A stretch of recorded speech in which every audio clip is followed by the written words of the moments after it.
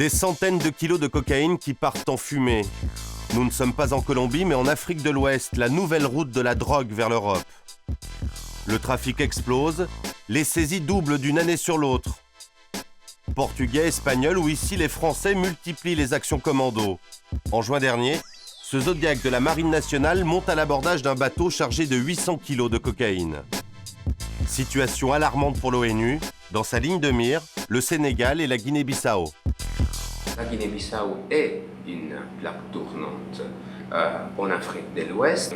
Les saisies indiquent la présence des trafiquants, de leurs opérations aussi sur le territoire sénégalais. Direction la Guinée-Bissau. Plan de vol, tenter de comprendre comment cette ancienne colonie portugaise est devenue un narco-État. Un peu plus d'1 million d'habitants, coincés entre le Sénégal et la Guinée-Conakry. Un atout, c'est 70 îles, les Bijagos, paradis des pêcheurs au gros et aujourd'hui des narcos. À l'abri des regards, les trafiquants utilisent les nombreuses pistes sauvages, vestiges des guerres coloniales. Témoin, la saisie de ce camion-citerne rempli de kérosène. Il servait à ravitailler les avions bourrés de cocaïne. Autre trace laissée par les narcos, cette vedette qui rouille sur les quais défoncés de Bissau. Aucun mystère pour les pêcheurs du coin. Il y avait beaucoup de cocaïne à bord. Oui, vraiment une grosse quantité. À bord, 1,4 tonne, à peine cachée dans un des réservoirs. Par air, par mer, en taxi-brousse, la cocaïne circule partout. Pour ce qui est de l'origine du produit, aucun doute, la drogue vient directement d'Amérique du Sud. Pour preuve, l'arrestation avant l'été de 2 Colombiens. Dans leur bagage, plus de 600 kilos de cocaïne. En France, ils risqueraient entre 10 et 15 ans de détention. Lorsqu'on arrive à la police judiciaire de Bissau, les 2 narcos se sont envolés. Ils sont partis depuis combien de temps? C'est ce moment-là, j'étais en vacances, je n'ai pas assisté. Et vous savez pourquoi ils sont sortis? Non, je ne sais pas. L'inspecteur-chef botte en touche et lorsque nous approchons un gardien... Les Colombiens, ils sont partis quand? Ça fait 2 ou bien 3 mois, je ne rappelle bien. Tu les as vus? Tu étais avec eux? Ouais, j'étais ici. Même moi, j'étais à l'opération. Tentative vite avortée, le chef reprend immédiatement la main. Les flics de Bissau n'aiment pas trop les curieux. Hein? Vous voulez savoir qui? Parce que nous... Malaise également dans la hiérarchie. Lucinda Barbosa est la directrice de la police judiciaire de Bissau. Une PJ sans moyens et objet de pression constante. Les 2 Colombiens étaient censés être sous sa responsabilité. Dans ses murs, il y a encore 3 jours. Elle n'est pour rien dans leur libération. L'ordre est venu d'en haut. Et ici, mieux vaut ne pas chercher à comprendre. Moi, je n'ai pas donné les justifications parce que ce n'est pas la police qu'on a libéré. C'est le ministère public avec le juge d'instruction criminelle. Et c'est pour ça que moi, je ne sais pas pourquoi on a libéré. Pas un mot sur les Colombiens, loi du silence au royaume des narcos. L'une des seules voix libres de ce pays, c'est Amin Saad, avocat des causes perdues. L'un des rares à plaider contre les militaires qui règnent ici en maître. Les autorités de Guinée-Bissau savent très bien qui fait quoi par rapport à la drogue en Guinée-Bissau. Ces Colombiens-là, pendant le temps ils sont restés à la PJ, ils étaient là tranquillement. Ils n'ont pas pris la fuite. C'est la justice qui a décidé de leur dire « Ok, mes amis, partez. Vous pouvez sortir. » Rien d'impossible à Bissau. Pauvreté, corruption, l'idéal pour les trafiquants qui sont ici chez eux. Leurs narcodollars ont tout chamboulé. 4x4 de luxe ou grosse berline, changement visible dans les rues de Bissau. Mario Sagomès est le représentant local de la Ligue des droits de l'homme. Il tient à nous montrer les maisons construites avec la poudre blanche. Visite guidée du quartier des Ripoux. Il est commissaire général de la police, mais il est militaire. Et voilà la maison. Après les histoires de cocaïne, il a monté une maison. Et donc en combien de temps il a fait construire ça? Quelques mois. Quelques mois il a fait construire. Ouais. C'est qui qui ça? Chef d'état-major général. Ça, c'est la construction de chef d'état-major de la marine qu'il est en train de construire depuis il y a un an. Alors, on n'a pas de plan, on ne sait pas combien d'étages il va faire. Mais... Le plus beau palace pour le patron de la marine, logique. Cet homme, l'amiral Nachuto, contrôle les îles Bijagos, le jardin des narcos. Son nom revient dans toutes les grosses affaires de drogue. Mais promis juré, il n'y est pour rien. En tant que militaire, je vous jure, je serai toujours contre les trafiquants. À en croire l'amiral, rien n'a signalé sur son territoire. Et pourtant, chez les voisins sénégalais, tout remonte vers la Guinée. C'est l'effet de contagion. Importée à Bissau, la coke à destination du marché européen transite par Dakar. Il y a 3 mois, dernier doute levé avec 2 affaires à 2 jours d'intervalle. À chaque fois, 1 tonne d'œufs saisie. Et pour les trafiquants, les mêmes origines, les mêmes intermédiaires. Encore et toujours la Colombie et la Guinée-Bissau. Ils partent du cartel de Cali en Colombie, avec de la drogue dure. Sur tous les billets d'avion que nous avons saisis, vous verrez Cali, Lisbonne et Guinée-Bissau. Il n'y a donc aucun doute que toute la drogue qui arrive à Dakar passe par la Guinée-Bissau. L'import pour la Guinée-Bissau, l'export pour le Sénégal, c'est tout bénef pour les barons de la drogue colombiens. Quant à l'ampleur du trafic, l'Afrique de l'Ouest n'en a qu'une vague idée. Ce qui nous inquiète davantage, c'est que nos États n'ont pas les moyens de lutter efficacement contre un tel fléau, parce que ceux qui sont chargés, les narcotrafiquants précisément, sont des individus qui ont énormément de moyens, qui ont plus de moyens certainement que nos États. En Afrique de l'Ouest, les narcos sont alliés aux Italiens de la 'Ndrangheta, la mafia calabraise. Un seul chiffre, 23 milliards d'euros, c'est ce que rapporte le business de la drogue à la 'Ndrangheta. 23 milliards d'euros, c'est 100 fois le PNB de la Guinée-Bissau. David contre Goliath, au pays de la coco. C'était le 16 janvier dernier sur la chaîne Info du Sénégal. Voici les titres de cette édition. 9 homosexuels ont été condamnés au Sénégal pour actes contre nature et association de malfaiteurs. Pour ces 9 jeunes appartenant pour la plupart à des associations de lutte contre le sida, leur homosexualité s'est transformée en véritable crime. En les condamnant à 8 ans de prison ferme, la plus lourde peine jamais infligée à la communauté gay, le tribunal de Dakar est allé au-delà des 5 ans de prison prévus par le code pénal. Une sentence qui avait provoqué un tollé dans la communauté internationale. Nicolas Sarkozy et Bertrand Delanoë, le maire de Paris, avaient même dénoncé publiquement cette condamnation. Maître Issa Diop est spécialisé dans les droits de l'homme. C'est lui qui assure la défense des condamnés. Aujourd'hui, il rend visite à ses clients. Selon lui, il y a urgence à les faire sortir de là. Ils ont eu des difficultés à l'intérieur, notamment avec les co-détenus qui n'hésitent pas à les insulter, à les isoler, à les traiter de n'importe quoi. Nous ne pouvons pas nous permettre de créer des minorités qui demain peuvent être persécutées et peut-être même envoyées à la potence par la vindicte populaire. Les homosexuels ne sont pas les seules victimes de cette persécution. Leurs familles aussi. À Rufisque, dans la banlieue de Dakar, nous avons rencontré celle de Mohamed, l'un des condamnés. Effondré, sa mère raconte avoir découvert l'homosexualité de son fils lors de sa condamnation. Depuis, le regard du voisinage a bien changé. J'ai tellement honte. Tous mes amis et mes voisins me disent que mon fils est puni pour ce qu'il est. Et sur ce dont on l'accuse, ça me fait trop mal au cœur.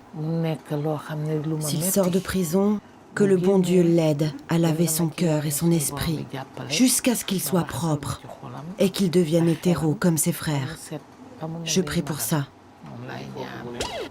Même au sein des familles, le tabou de l'homosexualité est persistant. Mais c'est dans la rue que s'expriment les pires manifestations de haine et de violence, comme ici, à Dakar, l'été dernier, où un homosexuel présumé est violemment pris à partie.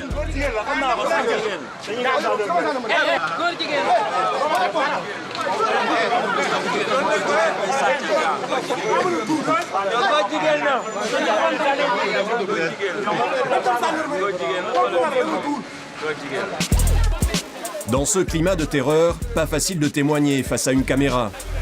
À force d'être pourchassés ou violentés, les homosexuels ont tendance à vivre cachés. L'un d'entre eux a fini par accepter de témoigner à visage couvert. Appelons-le Omar. Rejeté par sa famille à cause de son orientation sexuelle, Omar vit avec la peur au ventre.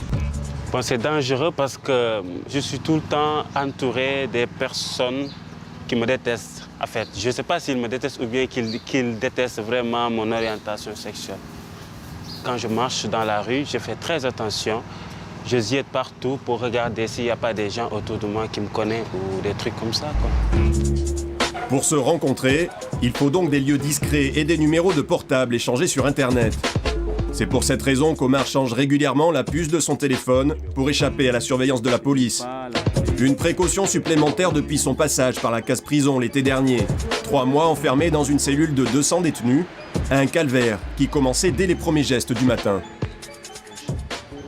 Si tu te laisses sauter, le matin, dès que tu te lèves, la personne qui t'a sauté, il te laissera prendre ta douche. Et ils font ça sans capote, sans préservatif, sans rien du tout. En fait, tu as été violé. J'ai été violé d'une part, ouais. J'ai été violé. C'était horrible.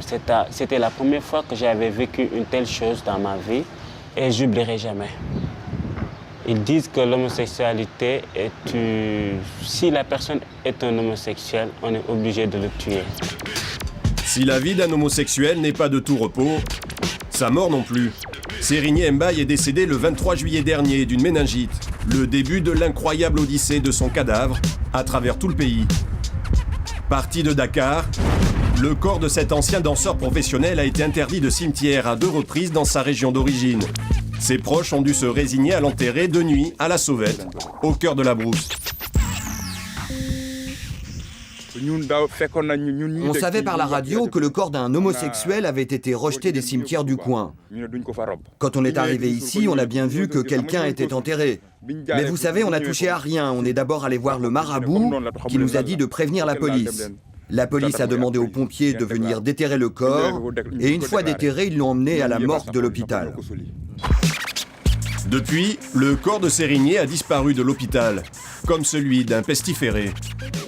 Il n'a jamais été enterré encore une fois ici à l'hôpital. Oui, non, mais il est passé par là. Pour la garde, tout simplement, au niveau de la mort. Persécutés, emprisonnés, traqués, les homosexuels sénégalais sont devenus les nouveaux ennemis publics numéro 1. Cher Nyang est le seul intellectuel qui ose braver la loi du silence. Sociologue à la faculté de Dakar, il est l'auteur de plusieurs études sur le sujet. Selon lui, cette homophobie est nourrie par la radicalisation du discours religieux et la pauvreté.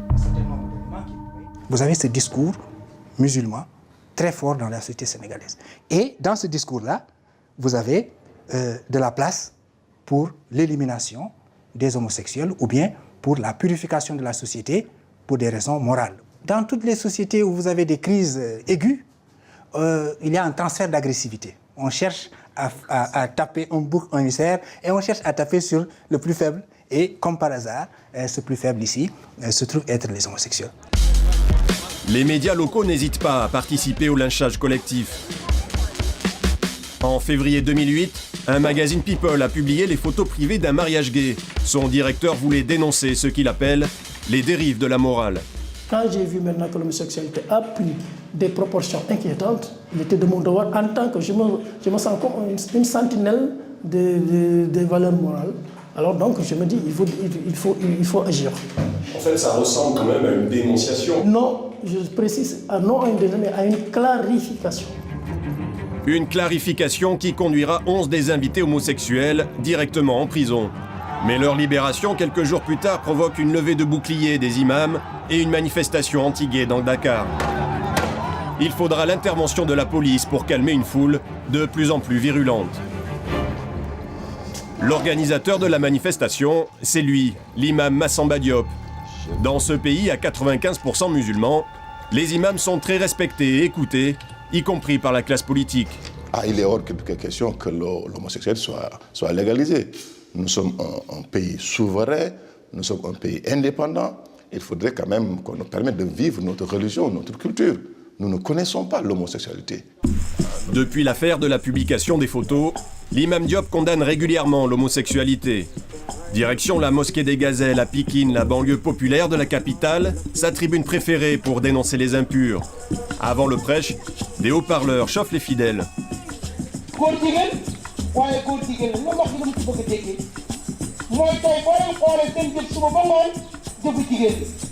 Dans sa mosquée archi-pleine et déjà acquise à sa cause, Massamba Diop laisse sa haine s'exprimer. 8 ans de prison. Vous savez, le juge est gentil. Si on appliquait la charia dans ce pays, on n'aurait même pas eu à les enfermer, on les aurait tués. Je vous le redis à voix haute, il aurait fallu les tuer. Allahu Akbar. Les 9 condamnés attendent le jugement de l'appel qui doit être prononcé dans les prochains jours. Mais dans de telles circonstances, les homosexuels sont condamnés à vivre dans la clandestinité avec très peu d'aide sanitaire, une conséquence désastreuse sur la prévention du sida. Au Sénégal, le taux de contamination est 30 fois plus important dans la communauté homosexuelle que dans l'ensemble de la population. Dakar, le 27 janvier dernier. Depuis quelques jours, la ville est sous haute tension. Présence policière à tous les coins de rue, slogan hostile au chef de l'État sur les murs de la ville, la capitale sénégalaise est sur les nerfs. Aujourd'hui, l'opposition manifeste en masse. Place de l'Obélisque, ils sont des milliers à vouloir faire pression sur le Conseil constitutionnel pour qu'il invalide la candidature du président Abdoulaye Wade, 85 ans. Pendant ces 12 années passées au pouvoir, Abdoulaye Wade a révisé à 2 reprises la Constitution pour s'autoriser de briguer un 3e mandat. Ses opposants y voient un coup d'État constitutionnel. À la pointe de l'opposition, les membres du mouvement citoyen Y en a marre. Ce collectif de rappeurs dénonce depuis 1 an les dérives du régime Wade et réclame des changements politiques et sociaux profonds. Intimidation, emprisonnement, rien n'a fait reculer le mouvement, à l'image de Fadel Barro, fondateur et tête pensante du collectif. S'il faut qu'il nous tue tous pour faire passer cette forfaiture, eh bien il le fera. Mais nous, on ne restera pas ici dans ce Sénégal et les laisser nous imposer n'importe quoi. C'est fini. Ce vendredi 27 janvier, tous les ténors de l'opposition sont présents. Mais celui qui attire toutes les caméras, c'est Youssou N'Dour. Dans quelques heures, il saura s'il peut légalement être candidat. Pour lui, c'est la démocratie qui est en jeu. Nous sommes au point de non-retour. Ça, c'est pas bon. Ça, c'est pas bon. Il a encore la possibilité de sauver la démocratie sénégalaise. Et que lui, aujourd'hui, qui se porte responsable de tout ce qui peut arriver. Je ne suis pas violent, je ne suis pas un homme violent, je n'appelle pas à la violence, mais là, on ne peut plus contrôler ce peuple. Ce peuple a mal, comme il le dit. Mais plus que les refrains du chanteur de World Music, c'est un parfum de printemps africain qui flotte sur Dakar. L'histoire a dit à Ben Ali, vas-y dégage. L'histoire a dit à Moubarak, vas-y dégage. L'Afrique a dit, demande à jamais 3, les menaces on n'a pas peur. Centenaire, on y va. Mais à 10h du soir, changement d'ambiance. Les micros se taisent, la tension monte. Dans le silence, les manifestants attendent en direct la décision du Conseil constitutionnel. Finalement, la candidature de Youssou N'Dour est invalidée et surtout celle d'Abdoulaye Wade bel et bien validée. Devant notre caméra, les manifestants pacifiques jusqu'ici perdent leur sang-froid et en appellent à l'insurrection. La décision est tombée. On va au palais. On va se battre jusqu'au bout. Immédiatement, la majorité des manifestants s'enfuit. Les plus radicaux, eux, vont en découdre avec les forces de l'ordre. Pierre et colère d'un côté, patrouilles surarmées et camions anti-émeutes de l'autre, Dakar rejoue peur sur la ville.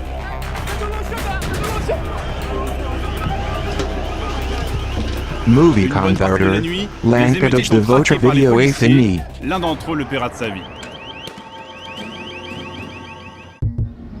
Après une nuit d'affrontements, Dakar se réveille sonné. À la présidence de la République, c'est silence radio. Seul le porte-parole du président Abdoulaye Wade a finalement accepté de répondre à nos questions. C'est un président qui a été élu par son peuple et qui est en totale communion avec son peuple. Et qui est un démocrate et qui accepte que dans ce peuple-là... Écoutez, hier soir, il s'est passé ceci, qu'il y a des Sénégalais, ils sont importants, mais ne me dites pas qu'il y a eu l'insurrection hier.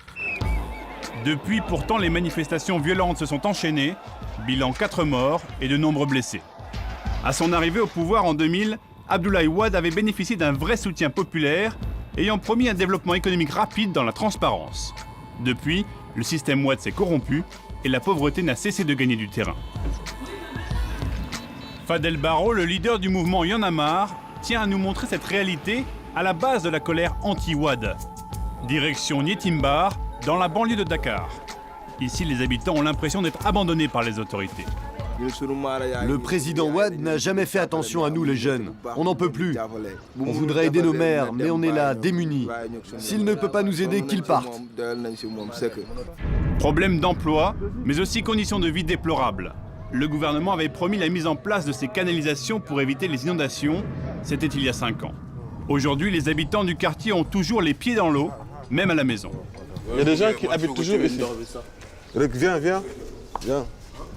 Tu vas voir, depuis plus de 5 ans, ils vivent cette situation. L'eau ne part pas. Il y a même des poissons. Mais ça, c'est courant comme situation? Oui, mais c'est courant, c'est partout ici en banlieue, tu en vois tout le temps. Misère pour les uns, mais fortune pour une poignée d'autres. Car Abdoulaye Wade fabriquerait des privilégiés sur lesquels il s'appuierait pour garder le pouvoir et s'enrichir. C'est en tout cas ce qu'affirme Baratal. Cet ex-entrepreneur dans le BTP, auparavant proche du pouvoir, affirme avoir refusé de payer des rétrocommissions il y a 4 ans. Conséquence, du jour au lendemain, lui et ses 3000 employés se sont retrouvés au chômage. Moi, j'ai assisté personnellement à un partage a priori de tous les marchés qu'on devait faire dans le cadre de l'ANOCI, la conférence islamique. On vous met dans un bureau, on dit voilà les travaux, partagez-vous ces travaux. Et puis on lance un appel d'offres et comme par hasard, chacun gagne le lot qu'il avait choisi. Un système qui enrichirait la famille d'Abdoulaye Wade et en particulier son fils, Karim. L'ambassadrice américaine à Dakar s'est même inquiétée dans un câble révélé par le site Wikileaks en septembre dernier que Karim Wade soit devenu monsieur 15%. 15%, le pourcentage qu'il prendrait sur tous les marchés publics. Karim Wade veut mettre sa main sur tout ce qui rapporte de l'argent dans ce pays. Et moi, en ce qui me concerne, il a voulu prendre des parts dans mon entreprise. Je n'ai pas accepté tout cela. Des accusations que le fils du président a démenties officiellement. Il ressort de cet article des propos infondés et diffamatoires. Monsieur le ministre d'État Karim Wade ne peut ni tolérer de telles accusations, ni que de tels propos soient tenus à son encontre. Mais les forts soupçons de corruption qui visent le pouvoir ne s'arrêtent pas là. Des terrains publics auraient ainsi été bradés dans tout Dakar. Nous sommes près de l'aéroport. Salif Djigo est médecin. Il vit ici et a créé un collectif il y a 2 ans pour dénoncer le système Wade. Ce sont ces terrains qui ont été cédés au couple Amar et Mbakiou Faye. Ils les ont eu à 3 000 francs le mètre carré. La valeur vénale de ce terrain en ce moment-là, il est à 175 000, 180 000. Une trentaine d'hectares de terrain public bien placés, vendus 5 € le mètre carré, soit 60 fois moins que sa valeur réelle. Une fois construites, ces maisons sont revendues au prix fort. La famille Wade aurait touché au passage sa commission, de quoi faire les choux gras de la presse locale. Cette opération immobilière aurait servi à financer la réalisation phare de l'ère Wade, le monument de la Renaissance. Du pied de la femme jusqu'à la tête du bébé, c'est 53 mètres. Donc c'est la plus haute statue du monde entier. Symbole pour beaucoup des méthodes de financement douteux du pouvoir, c'est un monument de prestige en total décalage avec la réalité quotidienne des Sénégalais.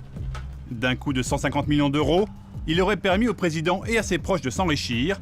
Un sujet très sensible, le guide qui doit nous faire la visite est briefé par son directeur. S'il te pose des questions sur les aspects financiers, tu réponds pas, hein? Non, jamais. Devant nous, le guide récite ensuite la version officielle. Le monument a coûté 0 €.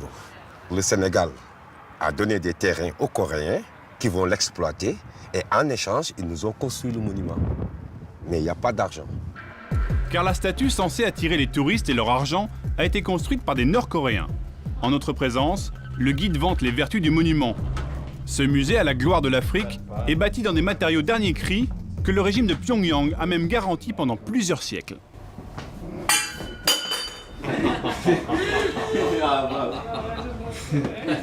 Voilà, maintenant vous pouvez passer. Je croyais que c'était garanti 150 ans. 1200 ans même. 1200 ans, et bien donc. Dans un pays où 70% de la population a moins de 25 ans et se trouve majoritairement sans emploi, les 12 ans de mandat du président Wade sont loin d'avoir convaincu. Cette semaine, Abdoulaye Wade a interdit plusieurs manifestations d'une opposition toujours plus remontée et s'est déclaré sûr de gagner l'élection présidentielle dimanche prochain, au premier tour. Le Sénégal se réveille avec cette terrible tragédie à la Médina. La Médina, quartier résidentiel de Dakar, le 3 mars dernier. Un dara, le nom donné aux écoles coraniques au Sénégal, est en feu. Malgré l'action et la solidarité des habitants, le bilan est lourd. 9 enfants morts brûlés vifs, le plus âgé n'avait que 12 ans.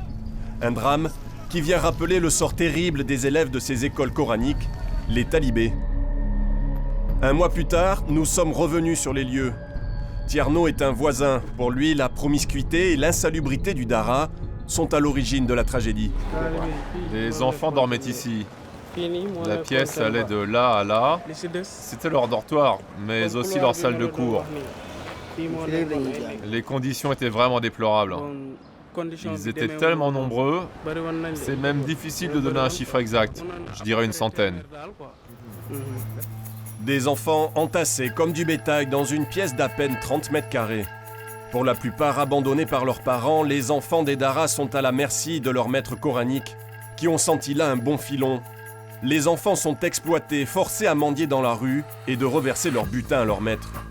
Pour le président Macky Sall, c'est l'accident de trop. En visite à la Médina avec son Premier ministre, il promet de mettre fin à la mendicité forcée des enfants. Des mesures très fortes seront prises pour mettre un terme à l'exploitation des enfants, simplement sous le prétexte qu'ils sont talibés. Un mois après cette déclaration, rien n'a changé. Les talibés sont toujours dans la rue en train de mendier. Au moins 50 000 enfants fréquentant les daras du Sénégal seraient ainsi réduits en esclavage. Depuis 2 ans, Oumar et Ali, 2 talibés, font la manche tous les jours. Forcés de mendier par le professeur du dara, le marabout, parfois jusqu'à 10 heures par jour. J'ai eu ça ce matin. C'est du sucre. Il y en a pour 1 euro à peu près. Et en pièces, j'en ai pour 90 centimes. Tous les jours, c'est la même chose. On se lève à 5 heures, on apprend le Coran jusqu'à 7 heures. Ensuite, on part mendier jusqu'à 11 heures. On revient étudier jusqu'à 14 heures. À 14 heures, on doit trouver à manger et donc on repart mendier. On revient dans l'après-midi et on apprend le Coran jusqu'au dîner. Et ensuite, on se couche vers 23 heures. Vous faites quoi de l'argent? On le donne au marabout. Et lui, il en fait quoi? Je sais pas. Un quotidien éprouvant pour des enfants, dont les conditions de vie au dara n'ont rien à envier à celles de la rue. Guédiawaye, banlieue de Dakar, c'est un dara comme celui-ci que le président a promis de fermer. Typique des écoles coraniques en ville.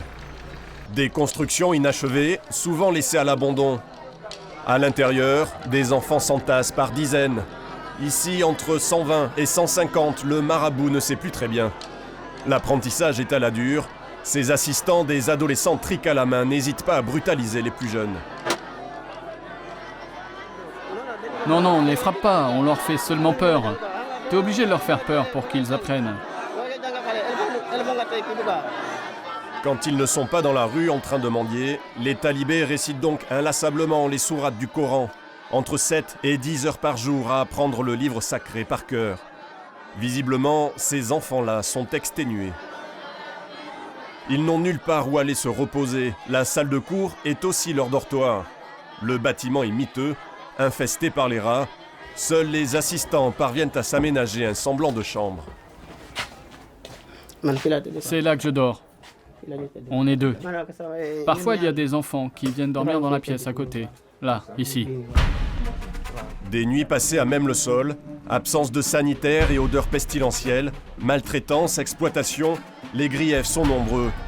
Pourtant, il y en a un qui ne voit pas le problème.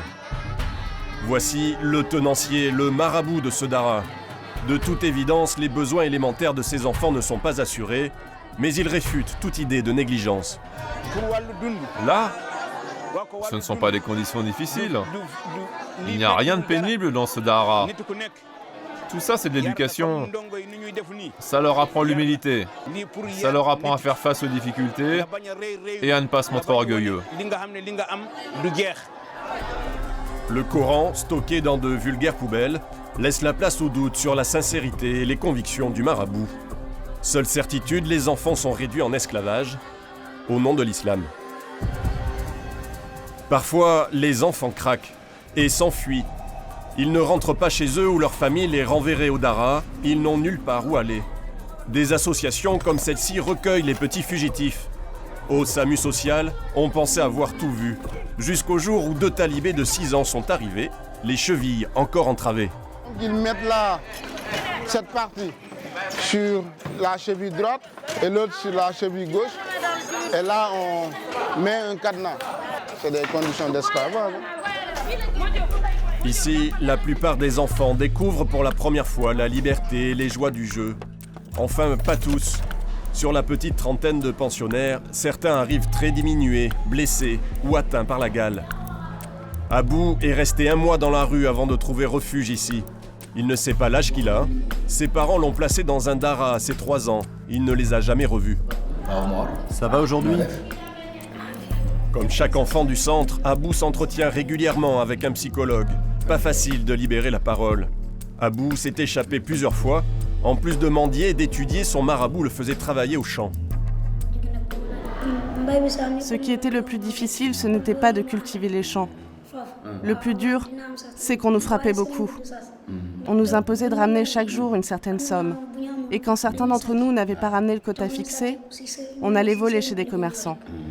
Parfois, ils venaient se plaindre au marabout et ses assistants nous punissaient et nous frappaient. Le Sénégal a pourtant ratifié toutes les conventions internationales relatives à la protection de l'enfance et voté une loi en 2005 à l'encontre de la mendicité des enfants, jamais appliquée. La loi n'est pas appliquée simplement parce qu'elle nécessite des mesures d'accompagnement. La loi s'adresse à des êtres humains. Et par cette occasion-là, je vous ai dit que l'État a mis en chantier un vaste programme de modernisation des daras. Sur les 17 000 daras du Sénégal, seule une poignée ont bénéficié de ce programme. Un manque de volonté politique qui a fini par consterner une partie de la population. Aujourd'hui, c'est la société civile qui est sur le terrain et qui réagit avec les moyens du bord. Chérif Diallo milite au sein d'une association de défense des droits de l'enfant. Dans son quartier de Mbao, cet ancien militaire n'hésite pas à se substituer aux policiers et à mettre lui-même de l'ordre dans les daras. On apprend en même temps le français et puis bon voilà, et l'arabe. C'est bien ça, il faut continuer. Chérif sait que les autorités ne bougeront pas. Selon lui, elles ont choisi d'éviter de défier les religieux, les faiseurs de rois au Sénégal. Les marabouts étant constitués un lobby très fort et qui constitue un électorat potentiel, l'État parfois, pour des soucis politiques, n'ose pas les défier sur leur propre terrain. Malgré les drames et les souffrances, le temps de réclamer des comptes aux marabouts indélicats ne semble toujours pas venu. En attendant, des milliers de jeunes sont toujours privés d'enfance au Sénégal.